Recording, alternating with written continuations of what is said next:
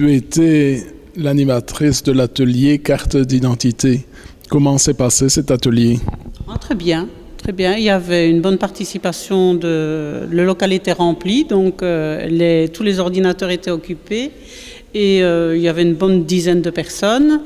J'ai fait cette animation avec une conseillère de la Mutu, Delphine, qui est conseillère à la mutualité, parce que ça se passe l'animation se passe en deux parties. Qu'est-ce que la carte d'identité électronique, et puis on passe aussi à un moment donné sur le site de la Mutu et comment en fin d'animation, comment pouvoir commander un lecteur de carte à la Mutu. Vous retirez comme information de ces formations d'aujourd'hui? Eh bien écoutez, ce matin c'était sur la carte d'identité électronique, donc je trouve ça fabuleux et en même temps ça fait très peur parce que dans très peu de temps cette carte d'identité va être valable, donc les autres cartes vont être retirées du marché, les cartes de magasin, les cartes de banque, tout va être sur cette carte d'identité électronique.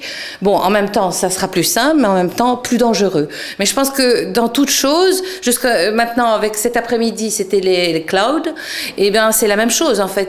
C'est dangereux, il y a aussi le côté toujours dangereux, le revers de médaille qui est comme ça. C'est très intéressant et en même temps dangereux. Quel est l'objet de votre formation? L'objet premier, c'est la base donc, du GSM, pour que les gens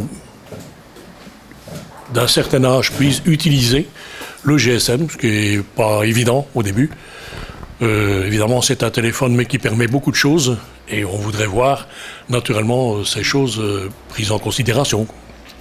Donc, notre but premier, c'est d'expliquer aux gens la façon d'utiliser leur GSM. Il y a pas mal de possibilités à l'emploi d'un smartphone. Est-ce que vous avez déjà employé toutes les possibilités du smartphone avant de venir à cette formation-ci? Non, c'est-à-dire qu'il y a 15 jours, j'ai acheté un smartphone, que j'ai reçu en partie de Proximus avec des points de clients fidèles. Et donc, je suis très intéressé, mais disons que le problème, c'est qu'on a un mode d'emploi, on a certaines explications, mais là, il faut surtout pratiquer l'instrument. Donc ici, je suis venu vraiment pour pratiquer comment on peut utiliser un smartphone. Vous avez suivi la formation sur les smartphones. Que retenez-vous de cette formation? Qu'on a tous un smartphone et qu'on utilise les quelques fonctions habituelles qui sont téléphoner en premier, faire des photos, quelques trucs comme ça, mais tout le reste, il y a un tas de fonctions qu'on n'utilise jamais et c'est une façon comme une autre de montrer qu'au fond, il suffit de quelques petits trucs pour arriver à faire pas mal de choses, quoi. Vous avez donc suivi cette formation. Qu'est-ce qui était très intéressant pour vous dans cette formation?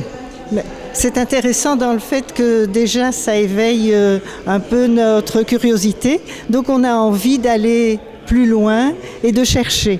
Mais ce n'est pas évident parce que, à la limite, ce cours devrait être plus individuel parce que chacun a des demandes différentes et c'est très difficile de faire un cours collectif. Oui. Est-ce que vous employez l'informatique pour faire des recherches pour vos loisirs? C'est une mine d'informations et de connaissances et j'utilise pour tout, pour mon travail, pour mes loisirs et voilà, comme je m'intéresse à pas mal de choses, c'est vraiment une source d'informations incroyable.